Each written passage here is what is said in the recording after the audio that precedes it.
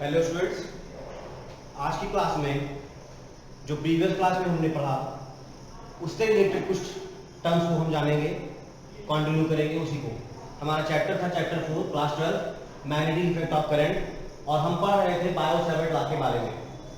Bio-Savart law था क्या कि अगर हमारा एक करंट कैरिंग वायर है तो आप जानते हैं current carrying wire produces a magnetic field surround it, यानी करंट कैरिंग वायर अपने चारों तरफ एक मैग्नेटिक फील्ड प्रोड्यूस करता है।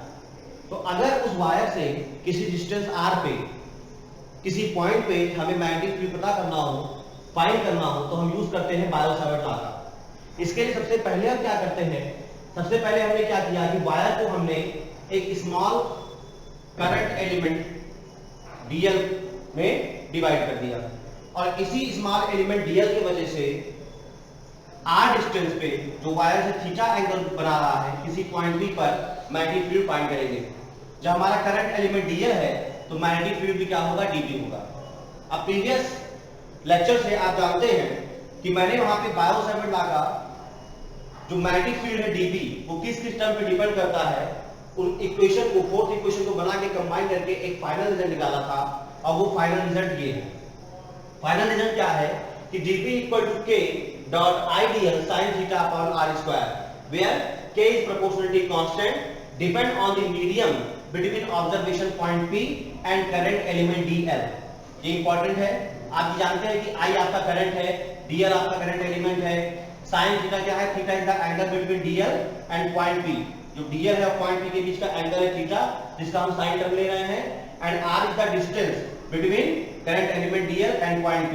Okay, but here the k is proportionality constant and this proportionality constant depend on the medium between observation point p and current element dl। ये है आपका ऑब्जर्वेशन पॉइंट p, ये है आपका करंट एलिमेंट dl। इसके बीच का जो मीडियम होगा उस मीडियम पे k की वैल्यू डिपेंड करेगी। And what is the medium? Simple medium means solid, liquid, gas, vacuum, कुछ भी हो सकता है। तो उसी मीडियम पे आपका एक k की वैल्यू डिपेंड करेगी। उसके साथ साथ k की वैल्यू डिपेंड करेगी सिस्टम ऑफ यूनिट चूजन, यानी इस इक्वेशन को सॉल्व करने के लिए हम कौन सा सिस्टम ऑफ यूनिट चूज करते हैं इस पे भी डिपेंड करेगा। अब सिस्टम ऑफ यूनिट क्या है आप जानते हैं, एक आपका SI सिस्टम है, MKS सिस्टम है, दूसरा आपका CGS सिस्टम है। तो हम कौन सा सिस्टम लेते हैं इस बात पे डिपेंड करेगा आपका k का वैल्यू। तो अगर हम यहाँ पे k की वैल्यू को फाइंड करें SI सिस्टम से, देखिए मैंने लिखा है सिस्टम ऑफ यूनिट चूजन, यहाँ मैंने कर दिया SI यूनिट। तो अगर हम SI यूनिट कर लें तो k की वैल्यू होती है म्यू नॉट अपॉन 4 पाई, k की वैल्यू होती है म्यू नॉट अपॉन 4 पाई और ये इक्वल होता है 10 टू पावर -7। ये t मतलब टेस्ला मीटर एम्पियर इनवर्स, या इसी को हम क्या कहेंगे, ये आपका W भी है वेबर, ये है आपका मीटर इनवर्स और एम्पियर इनवर्स। इसमें भी इसे कन्वर्ट कर सकते हैं। दूसरा यहाँ पे जो म्यू नॉट है, ये म्यू नॉट है आपका एक कांस्टेंट। जो k की वैल्यू म्यू नॉट अपॉन 4 पाई है, k आपका कांस्टेंट है, तो उस कांस्टेंट की वैल्यू है म्यू नॉट अपॉन 4 पाई। म्यू नॉट भी एक कांस्टेंट है और ये कांस्टेंट क्या बताता है, परमेबिलिटी ऑफ फ्री स्पेस। शुरुआत के लेक्चर में जब हमने क्लास शुरू की थी ऑफलाइन क्लासेस में ही, मैंने आपको परमेबिलिटी क्लास में एक्सप्लेन किया था कि व्हाट इज परमेबिलिटी। तो म्यू नॉट है आपका परमेबिलिटी ऑफ फ्री स्पेस। तो जब हम इस k की वैल्यू को इस इक्वेशन में पुट कर देते हैं तो आपका बायो-सैवर्ट लॉ बन जाता है dB equal to mu naught upon 4 pi dot idl sin theta upon r square. मैंने क्या किया, मैंने k की वैल्यू को केवल इस इक्वेशन में पुट कर दिया। तो आपका इक्वेशन हो गया dB equal to mu naught upon 4 pi into idl sin theta upon r square. अब देखिए ये हमारा जो इक्वेशन है यही हमारा बायो-सैवर्ट लॉ का एक रिजल्ट है, इसीलिए मैंने इसको बॉक्स में इंक्लोज किया है। ये जो बायो-सैवर्ट लॉ का रिजल्ट है ये अभी आपका स्केलर फॉर्म में है। स्केलर फॉर्म का मतलब क्या है, ये आपका स्केलर फॉर्म में है। इसका मतलब ये है कि इस यहाँ पे केवल हम मैग्नीट्यूड की बात करेंगे और मैग्नीट्यूड किसके मैग्नीट्यूड की बात करेंगे, मैग्नेटिक फील्ड के मैग्नीट्यूड की बात करेंगे। तो अगर आपको मैग्नेटिक फील्ड dB फाइंड करना हो, उसका मैग्नीट्यूड फाइंड करना हो तो आप इस इक्वेशन को यूज करेंगे। लेकिन आप जानते हैं कि मैग्नेटिक फील्ड आपका कैसा है, वेक्टर क्वांटिटी है, that is it has magnitude and direction both. तो जब हम इस इक्वेशन से मैग्नेटिक फील्ड की डायरेक्शन को फाइंड करना चाहेंगे तो देखिए अब हम क्या करेंगे, यहां से बड़ा इंपॉर्टेंट है। तो ये मैंने कहा स्केलर फॉर्म है। अब हमने क्या किया, देखिए इस इक्वेशन को वेक्टर फॉर्म लाने के लिए क्या करेंगे, सिंपल लैंग्वेज में आप जानते हो कि अगर आपका ये x अपॉन y है तो ये आपका डिनोमिनेटर डिनोमिनेटर, तो हम अगर जिस नंबर से मल्टीप्लाई करें ऊपर, उसी नंबर से अगर नीचे मल्टीप्लाई करते हैं तो ये आपका इक्वेशन रहता है अनचेंज। ठीक है, तो इसी हिसाब से हम क्या करेंगे, इसको वेक्टर फॉर्म में बनाने के लिए मैंने r से मल्टीप्लाई कर दिया ऊपर के टर्म में और r से मल्टीप्लाई कर दिया नीचे के टर्म में। तो जब मैंने r से मल्टीप्लाई किया ऊपर के टर्म में, तो देखिए आपका क्या हो गया, i को मैंने यहां पुट कर दिया, तो आपका इक्वेशन हो गया dv equal to mu naught upon 4 pi, यहां पे हो गया dl r sin थीटा, और r स्क्वायर में जब एक r का मल्टीप्लिकेशन और किया तो ये हो गया r क्यूब। अब ऐसा करने पे ये वेक्टर फॉर्म कैसे बना, इस पे ध्यान दीजिएगा। सबसे पहले तो अब ये जो dv है, यहाँ पे जो dv है ये आपका हो गया वेक्टर फॉर्म में, तो देखो इधर dv वेक्टर फॉर्म में, ये आपका हो गया म्यू नॉट i अपॉन 4 पाई, लेकिन जो ये टर्म है dl r sin थीटा ये आपका बन गया dl क्रॉस r। अब ये कैसे हुआ, ये आप समझ सकते हो क्लास 11 के चैप्टर वेक्टर में, जहां मैंने आपको पढ़ाया है वेक्टर प्रोडक्ट, और आप जानते हो कि वो वेक्टर प्रोडक्ट क्या है, वेक्टर प्रोडक्ट है a cross b equal to ab sin theta n cap, जहां पे n कैप क्या है, एक यूनिट वेक्टर है जिसकी वैल्यू होती है 1। तो अब देखिए क्या है, ये जो टर्म लिखा हुआ है, ये टर्म यहां पे dl क्या है a, r क्या है b, ये क्या है sin थीटा, और जो n कैप है उसकी वैल्यू यहां पे है 1। तो इस हिसाब से हम कह सकते हैं कि ये dl है आपका a, ये है r है आपका b, ये है sin थीटा और n कैप की वैल्यू है 1। तो मैं इसे लिख सकता हूं dl cross r that is a cross b, यानी ये आपका क्या हो गया, ये आपका हो गया dl क्रॉस r। तो ये आपका ऊपर का टर्म जो हो गया dl r sin थीटा, ये आपका हो गया dl क्रॉस r, और नीचे टर्म क्या हो गया आपका r क्यूब। तो इस हिसाब से ये आपका हो गया बायो-सैवर्ट लॉ का वेक्टर फॉर्म। अब जब ये वेक्टर फॉर्म है तो ये मैग्नीट्यूड के साथ साथ डायरेक्शन को भी बताएगा, और डायरेक्शन ऑफ dv क्या होगी, सबसे इंपॉर्टेंट बात तो पहले आप ये नोट कर लेंगे और समझ लेंगे कि जो dv की डायरेक्शन होगी वो परपेंडिकुलर होगी plane of dl and r, यानी जिस प्लेन में dl और r रहेंगे उसके परपेंडिकुलर। अब उस प्लेन के परपेंडिकुलर का मतलब क्या है, उस प्लेन के परपेंडिकुलर होने का मतलब ये है कि अगर ये मेरा हाथ देखिए, ये आपका मेरा हाथ है, तो अगर इस हाथ में मेरा dl और r, इस हाथ की हथेली पे ये एक प्लेन है मेरा, तो इस प्लेन में अगर मैं dl और r को मान लूं तो इस प्लेन के परपेंडिकुलर का मतलब क्या है, इस प्लेन के परपेंडिकुलर का मतलब है ये या ये। तो जो dv की डायरेक्शन होगी इस प्लेन के या तो ऊपर होगी परपेंडिकुलर अपवर्ड या नीचे होगी परपेंडिकुलर डाउनवर्ड। तो अगर मैं इसी में देखूं तो ये है मेरा dl और ये है मेरा r, तो इस dl और r में के प्लेन के परपेंडिकुलर होगा dv का डायरेक्शन, dl और r के प्लेन के परपेंडिकुलर होगा dv का डायरेक्शन। बहुत टफ नहीं है, ध्यान से सुनो, समझने की कोशिश करें।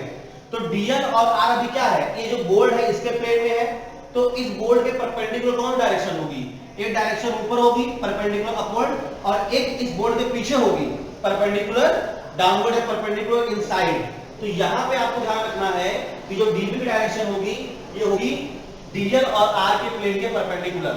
अब ये कैसे हुआ, अगर आप क्लास 11 की फिर से एनसीईआरटी उठाइए या जो भी बुक आपके पास है, और वहां पे आप वेक्टर चैप्टर में वेक्टर प्रोडक्ट को पढ़ेंगे, तो वेक्टर प्रोडक्ट यहाँ पे dl cross ab cross sorry a cross जो ab sin थीटा होता है, इसकी वैल्यू भी क्या होती है, जो यहाँ पे n का पता डायरेक्शन वो इस ab प्लेन के परपेंडिकुलर होता है। तो इसी हिसाब से ये हो गया। तो अब देखिए डायरेक्शन को फाइंड कैसे करेंगे, तो डायरेक्शन को फाइंड करने का तरीका क्या है समझ लीजिए।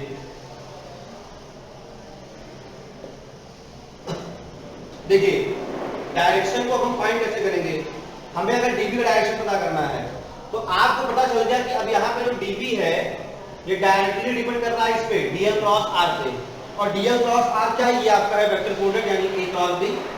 तो आप ये भी जानते हो कि a क्रॉस b की डायरेक्शन को पता करने का सबसे बेस्ट मेथड जो हमारा है वो है हमारा राइट हैंड स्क्रू रूल।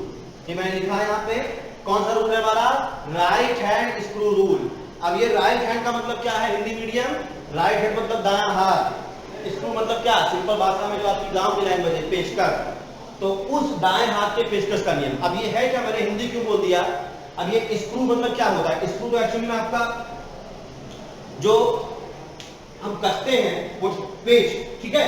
तो अब ये है कैसे समझिए, राइट हैंड स्क्रू क्या कहता है, हमें इस डीबी की डायरेक्शन पता करनी है, तो आप इस डीबी पे स्क्रू को रखिए, पेचकस को रखिए, ठीक है। अब जिस डायरेक्शन में आपका डीएल और आर है, उस डायरेक्शन में आप स्क्रू को घुमाइए, पेचकस को घुमाइए। जिस डायरेक्शन में फिर आपका स्क्रू जाएगा, एडवांस करेगा, वही डायरेक्शन हो जाएगी डीएल और आर की।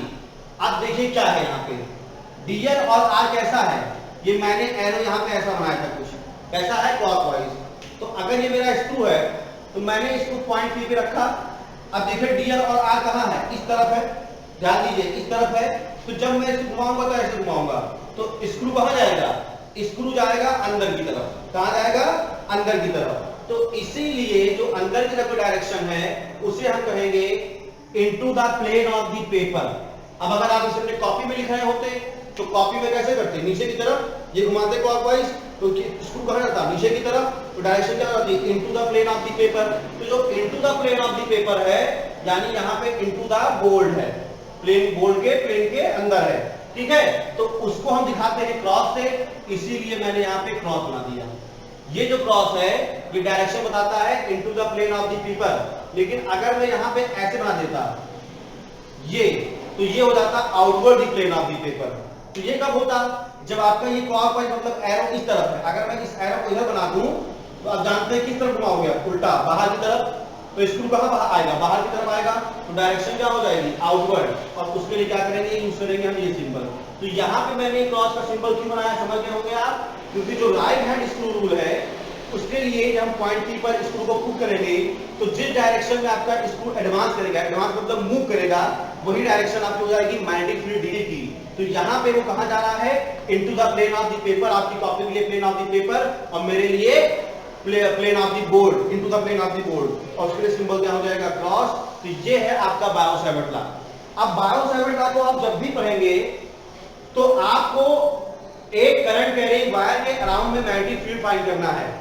यहां पे मैंने करंट कैरिंग वायर XY लिया, उसका एक स्केलर वैल्यू, एक वेक्टर फॉर्म, उसकी डायरेक्शन, सारी बातें मैंने आपको बता दी। लेकिन अब यहां पे दो स्पेशल केस मुझे समझाने हैं इस फॉर्मूले से। आपको देख लीजिए कि कब मैग्नेटिक फील्ड मैक्सिमम होगा और कब मैग्नेटिक फील्ड मिनिमम होगा, फिर ये आपका टॉपिक फिनिश होता है।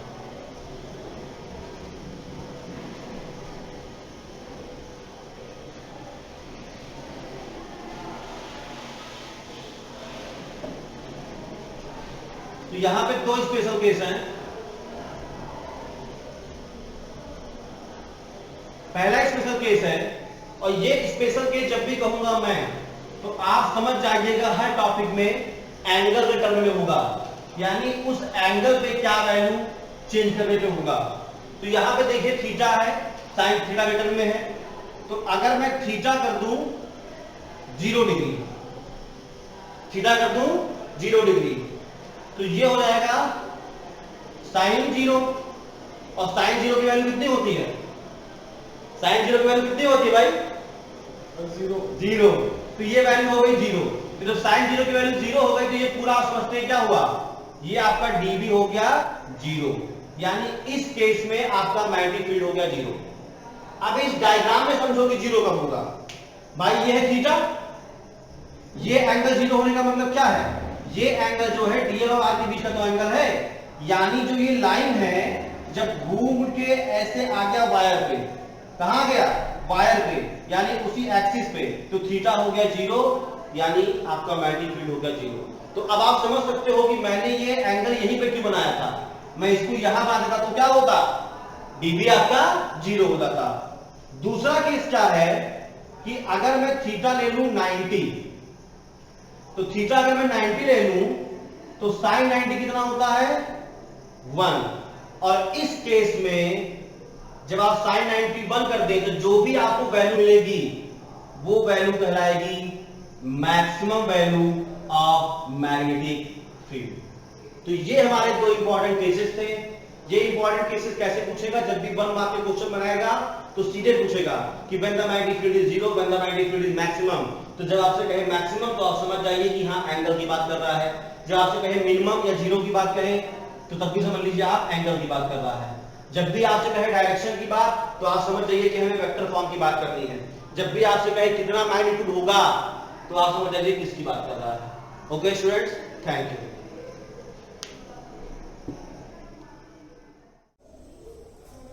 हेलो स्टूडेंट्स, प्रीवियस लेक्चर में हमने देखा बायो-सैवर्ट लॉ क्या है, क्या करते हैं उससे हम, और उसके स्पेशल केस। अब हम इस लेक्चर में देखेंगे application of bio-Savart law. Application का मतलब क्या है? मैंने पहले लेक्चर में आपसे कहा कि जो भी आप पढ़ते हैं अगर उसका आप यूज जानते हैं तो वो नॉलेज आपके लिए अच्छी चीज है, अगर नहीं जानते हैं तो कूड़ा है। तो कुछ ऐसा ही है कि जो हमने बायो-सैवर्ट लॉ पढ़ा, अब उसी का यूज करके हम अलग अलग वायर पे, अलग अलग शेप के वायर पे हम मैग्नेटिक फील्ड फाइंड करेंगे। तो सबसे जो पहला हमारा टॉपिक है वो हम फाइंड करने जा रहे हैं मैग्नेटिक फील्ड। मैंने यहां पे अगर एमएफ लिखा है तो उसे आप मैग्नेटिक फील्ड समझेंगे। Magnetic field due to a long straight current carrying conductor. जो हमने बायो-सैवर्ट का पूरा पढ़ा उसमें थ्योरी के साथ कुछ डेरिवेशन का पार्ट था, लेकिन जो ये एप्लीकेशन है कंप्लीट डेरिवेशन है। तो जब भी आप इस वीडियो को देखें पढ़ें तो आपके हाथ में कॉपी पेन होना चाहिए, साथ साथ आप इसको करते चले, और जहां आपको लगता है अपने हिसाब से आप वीडियो को पुश करके नोट करें। तो पहला हमारा फाइंड करना है हमें magnetic field due to a long straight current carrying conductor. अब मैंने तो बता दिया कि ये एप्लीकेशन है बायो-सैवर्ट लॉ का, तो बायो-सैवर्ट लॉ आपको बिल्कुल याद होना चाहिए। याद तो मतलब ये है कि क्या है बायो-सैवर्ट लॉ, क्या है उसका स्केलर फार्मूला, क्या है उसका वेक्टर फार्मूला। क्योंकि अगर ये आपको फिर नहीं पता है, नहीं याद है, तो इसमें आपको प्रॉब्लम होने वाली है। तो इस बात का ख्याल रखें। चलिए, तो यहां पे हम ले रहे हैं long straight current carrying conductor. तो ये मेरा long straight current carrying conductor मैंने कह दिया, ये हो गया एक्स वाई। इस लॉन्ग स्ट्रेट कंडक्टर का ऐसा हमारा करंट कैरिंग, यानी इसमें करंट फ्लो हो रहा है, तो इसमें मैंने कह दिया कि करंट फ्लो हो रहा है आई। अब इस वायर से एक पॉइंट है P, और इसी पॉइंट P पर हम मैग्नेटिक फील्ड को पता करना चाहते हैं। क्वेश्चन मार्क का मतलब हमारा एम यही है इस डेरिवेशन का कि इस पॉइंट P पर हम मैग्नेटिक फील्ड को फाइंड करें। तो ये जो पॉइंट P है, यहां कर देता हूं मैं, ये जो पॉइंट P है ये इस वायर से कुछ डिस्टेंस पे है, और वो डिस्टेंस हमने ले लिया है a। वो डिस्टेंस क्या है? a। अब याद करिए जब हम बायो-सैवर्ट लॉ पढ़ रहे थे तो बायो-सैवर्ट लॉ में हम जो मैग्नेटिक फील्ड फाइंड करते हैं वो पहले किसके लिए फाइंड करते हैं? एक करंट एलिमेंट के लिए। समझिए आप, तो हम क्या करेंगे, इस वायर एक्स वाई का भी एक करंट एलिमेंट लेंगे। तो ये हमारा हमने यहां पे ले लिया करंट एलिमेंट dl, और इस करंट एलिमेंट dl से ये डिस्टेंस हो गया r, जैसा कि प्रीवियस डायग्राम में भी था, और ये हो गया एंगल थीटा। समझे आप? ये जो पॉइंट है, इस पॉइंट को हमने कह दिया O, यानी जहां पे हमने dl लिया है इसको हमने कह दिया O। ये पॉइंट है Q, ये है पॉइंट P, और यहां पे ये जो एंगल बन रहा है इस एंगल को हमने कह दिया फाई। ये dl से वायर का जो ये पॉइंट है इसको हमने ले लिया लेंथ l। अब जरा आप ध्यान दीजिए, फिर से मैं रिपीट कर दे रहा हूं। हम फाइंड कर रहे हैं magnetic field due to a long straight current carrying conductor. X y हमारा हो गया लॉन्ग स्ट्रेट, और इसमें करंट आई फ्लो हो रहा है, करंट कैरिंग कंडक्टर। इस वायर एक्स वाई से पॉइंट Q से a डिस्टेंस पर है एक पॉइंट P, जिस पॉइंट पर हमें मैग्नेटिक फील्ड फाइंड करना है बायो-सैवर्ट लॉ का यूज करके। तो वायर से पॉइंट P की डिस्टेंस हो गई a। बायो-सैवर्ट लॉ से आप जानते हैं कि हमें एक करंट एलिमेंट चाहिए, तो इस वायर पे हमने पॉइंट O पर एक करंट एलिमेंट dl ले लिया। उस dl से r डिस्टेंस पे हो गया पॉइंट P, एंगल यहां पे थीटा और ये फाई। अब अगर आप ध्यान दीजिए तो ये आपका बन रहा है, यहां पे अगर हम कहें तो डीएल की वजह से इस पॉइंट पे मैग्नेटिक फील्ड कितना होगा, डीबी। तो ये जो डीबी मैग्नेटिक फील्ड होगा इसको हम लिखेंगे बायो-सावर्ट लॉ से। तो आप जानते हैं बायो-सावर्ट लॉ से जो डीबी होगा ये होगा mu naught I 4 pi dl sin theta upon r square. आप आर क्यूब का फॉर्मूला नहीं लिख सकते हैं क्योंकि आर क्यूब का जो फॉर्मूला है वो वेक्टर फॉर्म है। हमें क्या चाहिए, केवल मैग्नेटिक फील्ड केवल हमें मैग्नीट्यूड चाहिए, वैल्यू चाहिए, इसलिए हम लिख दिया dB equal to mu naught I upon 4 pi dl sin theta upon r square. ये जो dB है यानी मैग्नेटिक फील्ड है ये है इस पॉइंट P पे और यही हमारा एम है, यानी हमें इसी को फाइंड करना है। अब जरा समझ लीजिए क्या क्या है। ये dB है इस करंट एलिमेंट dl के वजह से मैग्नेटिक फील्ड, ठीक। हमारा इसमें dl sin थीटा और r ये वैल्यू नहीं है, तो इसी वायर का जो भी नॉलेज है यूज करते हुए हम ये सारी वैल्यूज को फाइंड करेंगे। तो सबसे पहले आप देखिए राइट एंगल ट्राइंगल OQP में ये आपका बन रहा है एक राइट एंगल ट्राइंगल OQP। देखिए ध्यान से OQP ये राइट एंगल ट्राइंगल है। तो अगर इस राइट एंगल ट्राइंगल की प्रॉपर्टी को मैं यूज करूं तो आप लिख सकते हो कि theta plus phi equal to 90 degree.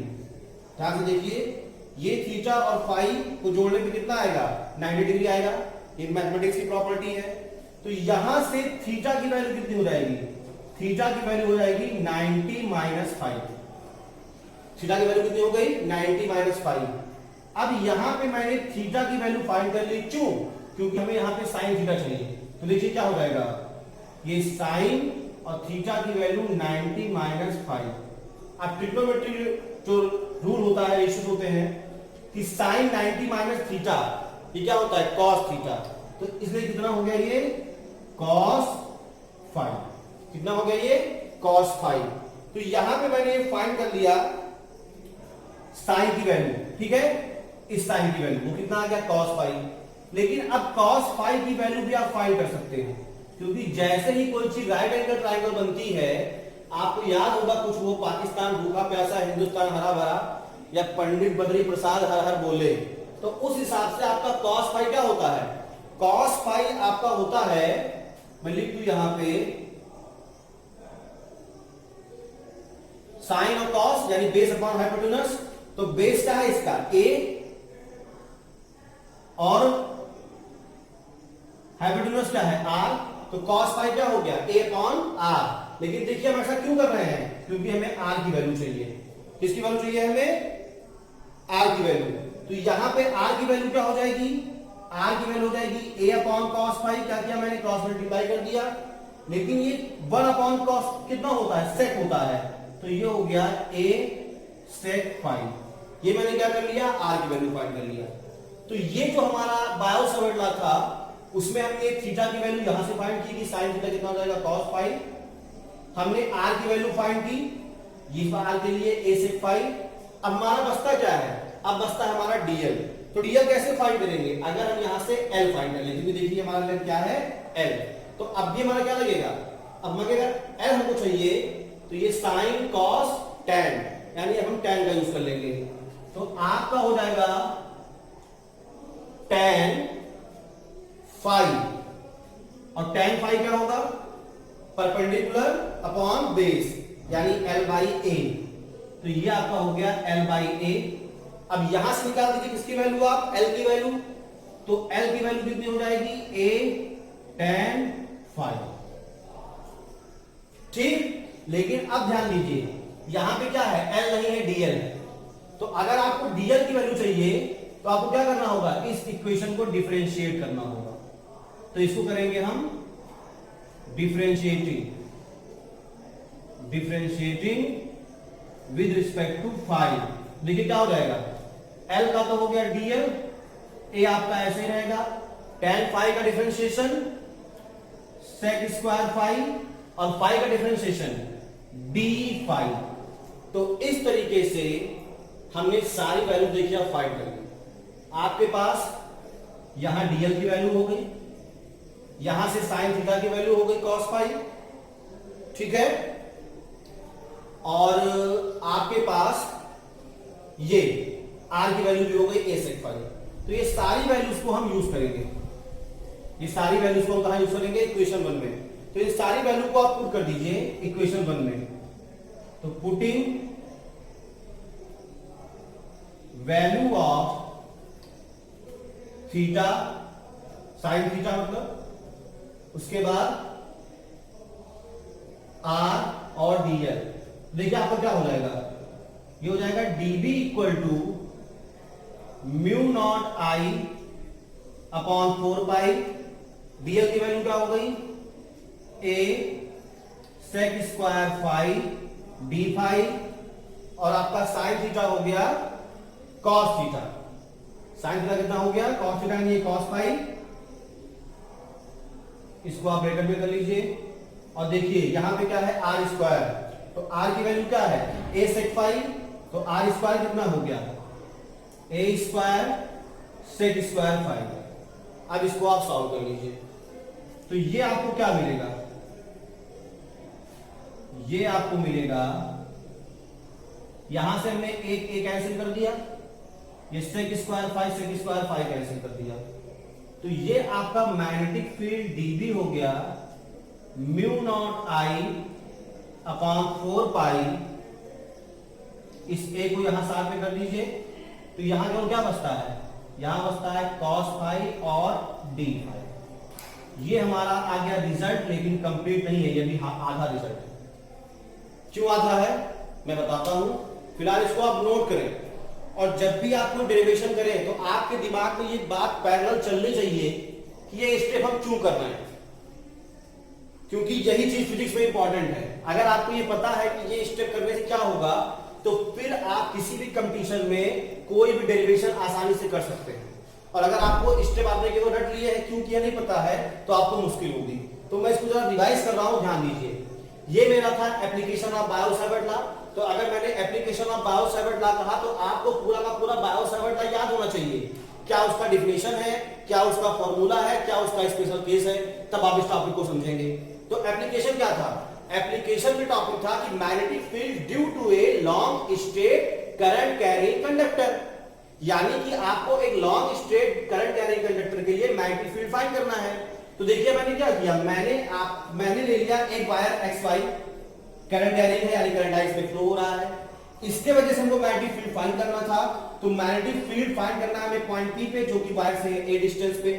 अब मैंने बताया बायो-सावर्ट लॉ में कि पूरे वायर से नहीं करते हैं, एक एलिमेंट से करते हैं, फाइंड करते हैं, एक एलिमेंट की वजह से फाइंड करते हैं मैग्नेटिक फील्ड। तो मैंने एक एलिमेंट dl ले लिया जो कि r डिस्टेंस पे है पॉइंट P पर, ठीक है। फिर यहां से ये जो एलिमेंट है और ये जो वायर का पॉइंट है, इसके बीच का डिस्टेंस है l। अब मैंने सबसे पहले किसको यूज किया, सबसे पहले मैंने बायो-सावर्ट लॉ को यूज किया, क्योंकि मैं बायो-सावर्ट लॉ से ही फाइंड कर रहा हूं। तो बायो-सावर्ट लॉ क्या है, dB equal to mu naught I upon 4 pi dl sin theta upon r square. अब ये फार्मूला लिखने के बाद आपका मैथ का नॉलेज और फिजिक्स का नॉलेज कंबाइन होकर इक्वेशन को कर रहा है, ठीक है। इसीलिए किसी साइंटिस्ट ने कहा है कि mathematics is the language of physics. अगर आपको मैथमेटिक्स नहीं आती है तो आपको फिजिक्स भी नहीं आएगा। अब सोचो अरे सर जी क्या बोल दिया, हमको तो मैथमेटिक्स आता है तो फिजिक्स छोड़ दें, ऐसा नहीं है। आपको नहीं आता है तो कोशिश करिए, और कोशिश करेंगे तो सीख जाएंगे, क्योंकि सिंपल मैथ्स है 90। तो यहां पे मैंने क्या किया, जब मैंने लिखा तो म्यू नॉट आई 4 पाई, इससे आपको मतलब नहीं है, आपको मतलब केवल इतने टर्म से है, dl sin theta upon r square से। तो यहां पे हमें dl sin थीटा और r की वैल्यू चाहिए। किससे चाहिए, आप इसी डायग्राम का यूज करें बस, आपको मिल जाएगा। तो देखिए सबसे पहले मैंने क्या किया, ये हमारा राइट एंगल ट्रायंगल है OQP, राइट एंगल है ना, ध्यान से देखिए यहां पे 90 डिग्री बन रहा है। तो यहां पे ये रूल होता है थीटा प्लस फाई 90, भाई दो एंगल मिलके कितना देंगे, सब 90 देंगे। तो यहां पे हमने थीटा प्लस फाई कितना कर लिया, 90 डिग्री। फिर क्या फाइंड किया, थीटा। थीटा ही क्यों फाइंड किया, फाई क्यों नहीं फाइंड किया, क्योंकि इक्वेशन में थीटा था। तो थीटा कितना हो गया, ट्रांसफर करिए 90 माइनस फाई। अब क्या चाहिए, साइन थीटा। तो साइन और थीटा में क्या किया मैं 90 माइनस फाई, तो साइन 90 माइनस थीटा क्या होता है, cos थीटा। तो मैंने cos फाई पुट कर दिया, समझे। तो अब साइन की वैल्यू ये पता चल गई। अब मुझे क्या चाहिए, मुझे चाहिए आर की वैल्यू। तो फिर क्या करेंगे, जितने भी हमारे राइट एंगल ट्राइंगल के लिए रूल यूज करेंगे। बोला था मैंने पाकिस्तान भूखा पैसा हिंदुस्तान हरा भरा है ना, तो यहाँ पे मैंने क्या निकाल लिया, cos phi sin cos base upon hypotenuse, तो बेस से आपका a, हाइपोटेन्यूज से r, a बाई r की वैल्यू क्या हो गई a अपॉन cos फाई, और आप जानते हो, लिख देता हूं दिक्कत हो तो 1 अपॉन क्या होता है sec फाई होता है, इसलिए यहाँ पे कितना हो गया r की वैल्यू a sec फाई हो गई। फिर मुझे क्या चाहिए, तो sin थीटा हो गया, r की वैल्यू हो गई। ठीक, अब मुझे चाहिए ये हो गया और ये हो गया। अब मुझे चाहिए L की वैल्यू, तो L की वैल्यू कैसे मिलेगी, इसी का यूज करिए आप। तो ये आपका sin cos tan, तो tan कितना होता है परपेंडिकुलर अपॉन बेस, तो परपेंडिकुलर देखिए क्या है डायग्राम में L बाई A, तो tan फाई कितना हो गया L बाई A, तो L की वैल्यू A tan फाई। क्या करेंगे, हमें dl चाहिए, तो डिफरेंशिएट करेंगे विद रिस्पेक्ट टू फाई, तो L का डिफरेंशिएशन dl, A ऐसे रहेगा कांस्टेंट है, tan फाई का sec स्क्वायर फाई और फाई का डिफरेंशिएशन d फाई, इससे आपको dl मिल गया। फिर मैंने क्या किया, सिंपली सारी वैल्यूज उठा के मैंने पुट कर दिया, तो आपको dv मिल गया mu naught i upon 4 pi a cos phi d phi. अब बेटा ये कंप्लीट रिजल्ट नहीं है। क्यों कंप्लीट नहीं है, कंप्लीट इसलिए नहीं है क्योंकि ये केवल एक एलिमेंट के एक पार्ट से है, और हमें क्या चाहिए, पूरे वायर से चाहिए।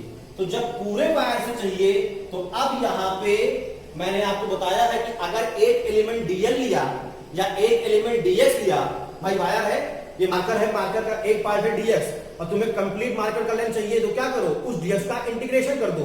तो ऐसे ही अगर dv एक स्मॉल एलिमेंट का मैग्नेटिक फील्ड है और हमें कंप्लीट वायर के लिए चाहिए, तो हमें क्या करना होगा, dv को इंटीग्रेट करना होगा। लेकिन इंटीग्रेट कहां से करना होगा, जितनी वायर की लिमिट है। तो अब वायर की लिमिट कैसे मिलेगी, आप वायर का लेंथ बना दीजिए। तो इस वायर के दो एंड हैं, एक एंड ये और दूसरा एंड ये। तो ये जो एंगल है, ऊपर के एंगल को इतना हम ले लेंगे फाई 2, और ये एंगल तुम्हारा हो गया फाई 1, यानी हम इस dv को इंटीग्रेट करेंगे in the limit of phi 1 to phi 2, और जब आप फाई 1 से फाई 2 में इसको इंटीग्रेट कर देंगे तो आपको कंप्लीट वैल्यू मिल जाएगी। तो चलिए करते हैं कंप्लीट डिफरेंस इंटीग्रेशन। तो total magnetic field due to wire कैसे मिलेगा, लिमिट इंटीग्रेशन करेंगे, तो टोटल मैग्नेटिक फील्ड भी क्या होगा, इंटीग्रेशन ऑफ dv, और कहां से कहां तक करेंगे, फाई 1 से फाई 2 तक, फाई 1 से फाई 2 तक। लेकिन देखिए फाई 1 कहां है, इसके नीचे है, तो कितना हो जाएगा माइनस, तो ये b mu naught i upon 4 pi a integration minus phi 1 से phi 2 cos phi d phi. अब फिर से मैथ का थोड़ा स्लो लगेगा, आपको पता होना चाहिए कि cos फाई का इंटीग्रेशन क्या होता है। तो ये mu naught i 4 pi a cos phi का इंटीग्रेशन हो गया sin फाई, और लिमिट क्या है, माइनस फाई 1 से फाई 2। यहां पे इंटीग्रेशन का रूल लगता है लिमिट इंटीग्रेशन का। क्या करते हैं, पहले अपर लिमिट पुट करते हैं, फिर माइनस साइन लोअर लिमिट। तो ये b क्या हो गया, mu naught i 4 pi a, और ये पहले अपर लिमिट पुट करेंगे, तो साइन फाई 2 बीच में माइनस साइन, और ये साइन माइनस फाई 1। अब आप इसको यूज करेंगे तो क्या हो जाएगा, प्लस हो जाएगा। तो b mu naught i 4 pi a, और ये sine phi 2 plus sine phi 1। तो ये हो गया आपका कंप्लीट वायर के लिए मैग्नेटिक फील्ड या टोटल मैग्नेटिक फील्ड। ये हो गया आपका कंप्लीट वायर के लिए मैग्नेटिक फील्ड या टोटल मैग्नेटिक फील्ड। अब ये केवल एलिमेंट के लिए था, ये टोटल के लिए था। तो यहां से आपको ये समझ आना चाहिए कि अगर एलिमेंट हम फाइंड करते हैं और फिर उस एलिमेंट से टोटल चाहिए, तो क्या करना है, इंटीग्रेट करना है। तो ये आपको दो आपका रिजल्ट है, याद होना चाहिए, एक ये और एक ये, और मैं उम्मीद करता हूं कि आपने दोनों को नोट कर लिया होगा। अब जरा इसमें दो स्पेशल केस हैं, हम उन स्पेशल केस की बात कर लेते हैं, फिर आपका ये खत्म हो जाता है। स्पेशल केस क्या है, इस टोटल वायर के लिए स्पेशल केस है, और टोटल वायर के लिए स्पेशल केस क्या है, स्पेशल केस ये है, पहला स्पेशल केस कि अगर ये पॉइंट P है, ये आ जाए मिड ऑफ दी वायर। मतलब पहले क्या करेंगे, वायर को हमने ले लिया इनफाइनेटली लॉन्ग। इनफाइनेटली लॉन्ग का मतलब ये कितना बड़ा है हमको नहीं पता है, इसकी लेंथ के बारे में हमको नहीं पता है। और जब ये इनफाइनेटली लॉन्ग है और आपका पॉइंट जो P है वो लाई कर रहा है नियर दी मिडिल पॉइंट, लाई कर रहा है नियर दी मिडिल पॉइंट। तो इस केस में आपका क्या होगा भाई, देखो जब ये चीज x y यदि मतलब पॉइंट के बीच में नहीं है, लेकिन जब पॉइंट भी बीच में आ जाएगा तो आपका φ1 और φ2 कितना हो जाएगा 90 डिग्री। तो आपका φ1 और φ2 दोनों हो जाएगा 90 डिग्री। भाई देखो जब ये बीच में आया एकदम ऐसे परपेंडिकुलर, तो ये भी राइट एंगल ट्रायंगल, ये भी राइट एंगल ट्रायंगल, यानी φ1 और φ2 कितना 90 डिग्री।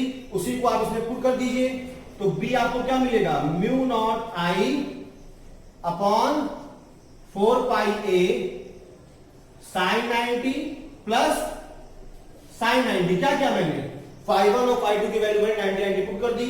आप जानते हो sin 90 कितना होता है 1 1, यानी कितना हो गया ये b mu naught i upon 4 pi a, ये 1 प्लस 1 कितना हो गया 2, ये 2 से ये 2 हो गया कैंसिल, 2 टू द 4। तो आपका रिजल्ट आ गया b equal to mu naught i upon 2 pi a, यानी ये a फॉर्मूला हमको और मिला।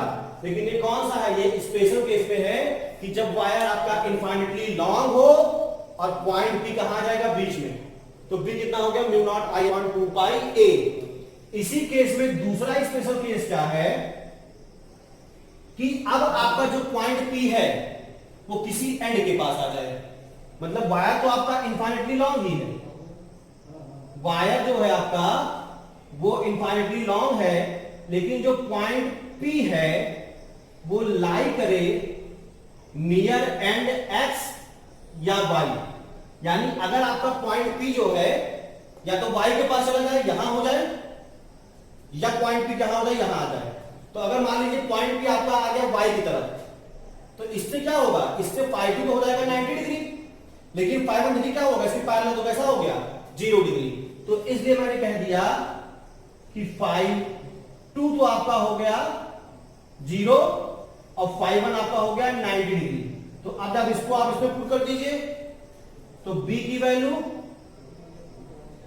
Mu naught i 4 pi a, एक आपका हो गया 90 और एक आपका हो गया 0। तो आप जानते हो sin 90 की वैल्यू 1, sin 0 की वैल्यू 0, यानी सीधे जो हमको मैग्नेटिक फील्ड B मिल गया वो mu naught i upon 4 pi a मिल गया।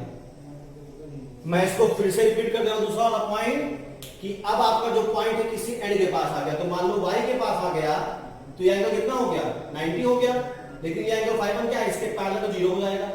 या अगर मैं यहां ले आऊं तो क्या हुआ, ये एंगल तो 90 हो गया, लेकिन इसके पैरेलल होगा तो कैसा हो गया 0 हो गया। तो इस दूसरे वाले केस में आप किसी भी एंड पे लेके जाओ, चाहे y पे चाहे x पे, एक एंगल 90 होगा और एक आपका 0 होगा। तो इस हिसाब से आपका दोनों केस इसमें हो गया। ये मेरा था एप्लीकेशन ऑफ बायो-सैवर्ट लॉ, जिसमें मैंने फाइंड किया magnetic field due to a long straight current carrying conductor. आपका होमवर्क क्या है समझ लीजिए, आपको इसे एक बार समझना है और फिर मल्टीपल टाइम इस डेरिवेशन का प्रैक्टिस करना है, क्योंकि अगर डेरिवेशन बेस्ड क्वेश्चन आता है तो आपको ये पता होना चाहिए कि मैंने कब इसको कहां पे मैंने एलिमेंट के लिए मैग्नेटिक फील्ड निकाला, फिर मैंने इंटीग्रेट कहां से किया, लिमिट इंटीग्रेशन कहां फाइंड किया, ये सारी चीजें। Okay students, thank you.